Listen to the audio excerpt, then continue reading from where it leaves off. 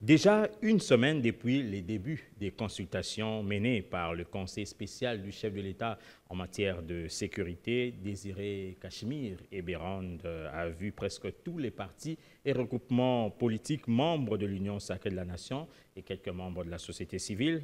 Tous soutiennent la formation d'un gouvernement d'union nationale avec quelques particularités près.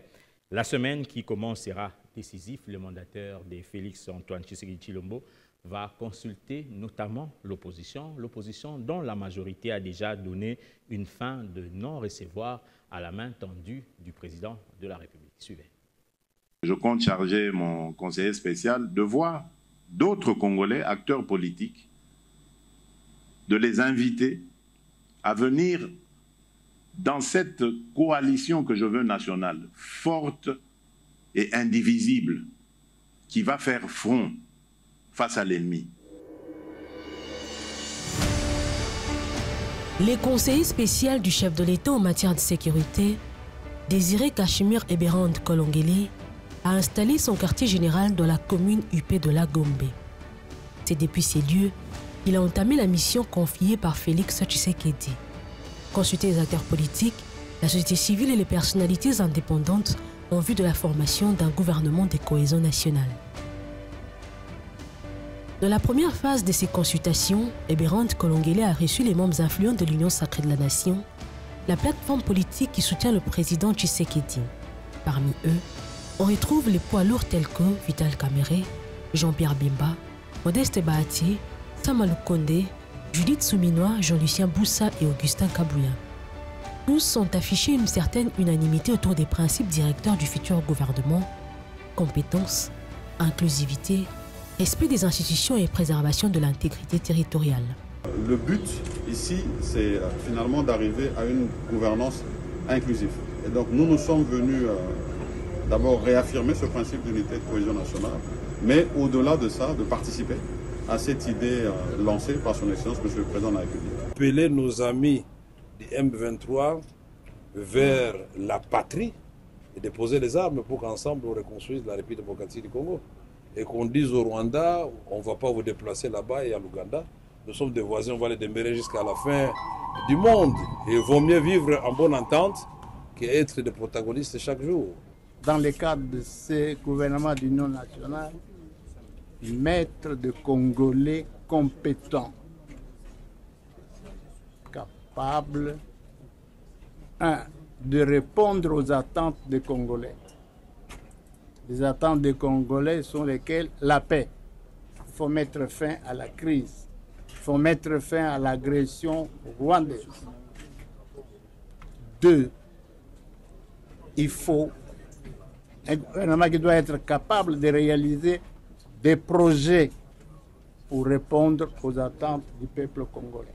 Ce qui nous intéresse, nous, au niveau de l'IDPS, c'est cette cohésion-là, c'est cette unité-là, pour que les chefs de l'État puissent bien nous guider.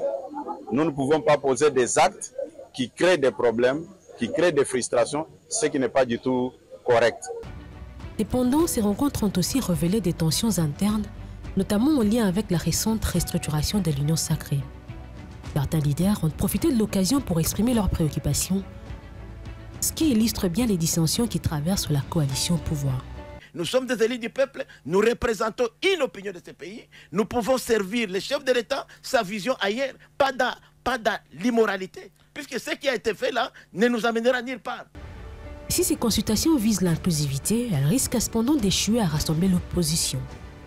Des figures de premier plan comme Martin Fayulu, Moïse Katumbi, Joseph Kabila, Jean-Marc Abound, Augustin Matata et Delis Sesanga ont déjà refusé d'y participer. Vous n'avez pas encore créé l'Union nationale et vous commencez déjà par mettre en place un gouvernement dit d'Union nationale. C'est une perte de temps. Nous nous inscrivons dans les cadres de consultations menées par les évêques. Le pouvoir Tshisekedi doit ravaler son orgueil et placer l'intérêt du peuple au-dessus de calculs politiciens en adhérant à cette démarche portée par le père de l'Église. Seule voie crédible de restaurer la paix et la cohésion nationale. Ce n'est ni la voie, ni la solution, ni les cadres.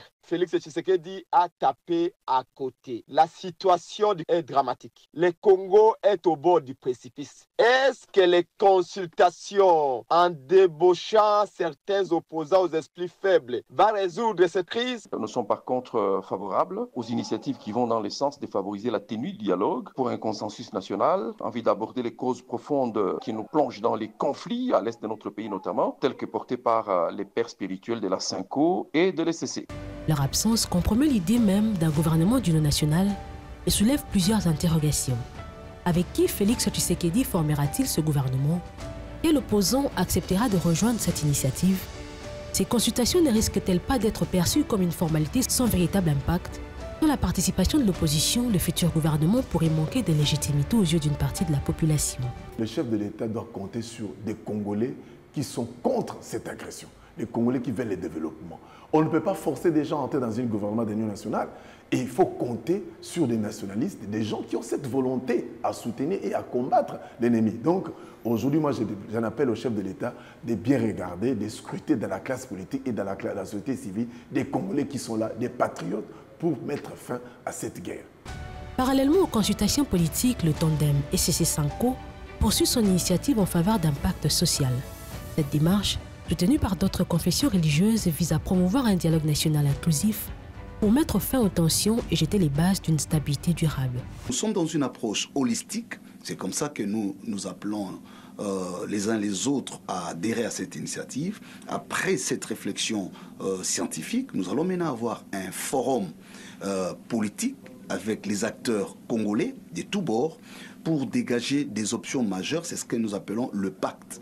Au-delà de cette dimension nationale, nous aurons maintenant la dimension régionale.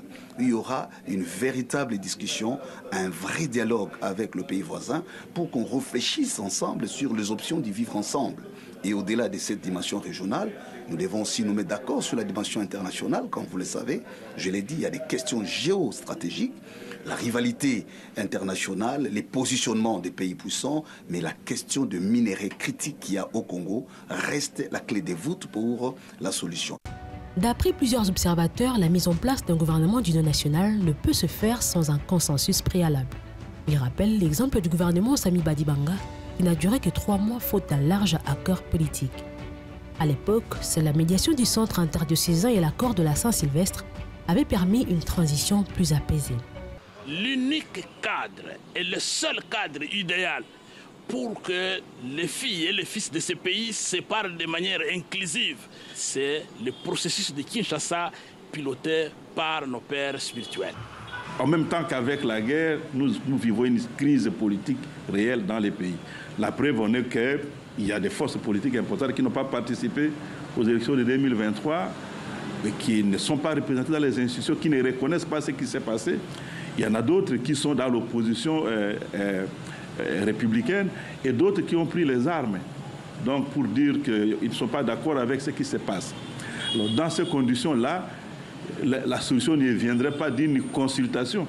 Les consultations initiées par Félix Tshisekedi sont un signal positif en faveur d'un dialogue national, mais elles restent marquées par plusieurs faiblesses telles que le boycott massif de l'opposition, réduisant la portée de l'initiative, l'absence d'un cadre formel pour les négociations de fond et les risques de formation d'un gouvernement perçu comme un simple partage de pouvoir sans réel impact sur la gouvernance. Telles que conçues et présentées par leur initiateur, ces consultations ne sont donc rien de plus qu'une offre générale d'emploi qui ne peut intéresser que ceux pour qui l'accès aux hautes fonctions de l'État sont avant tout un moyen rapide d'enrichissement personnel, plutôt qu'une opportunité pour servir la nation. Mais au-delà de ces faiblesses, bien des avantages se présentent aussi. On note le maintien d'un cadre de dialogue entre les acteurs politiques et la société civile, les renforcements de la cohésion au sein de l'Union sacrée malgré les tensions internes, ainsi que la volonté d'inclusivité affichée par le pouvoir. Si les consultations actuelles ne débouchent pas sur un consensus élargi, elles risquent d'être perçues comme une manœuvre politique plutôt qu'une véritable démarche de réconciliation nationale. La République démocratique du Congo a déjà connu par le passé des tentatives de gouvernement d'union sans succès durable. Une réelle ouverture aux forces politiques adverses et un dialogue plus inclusif rendent des conditions essentielles pour éviter un échec similaire.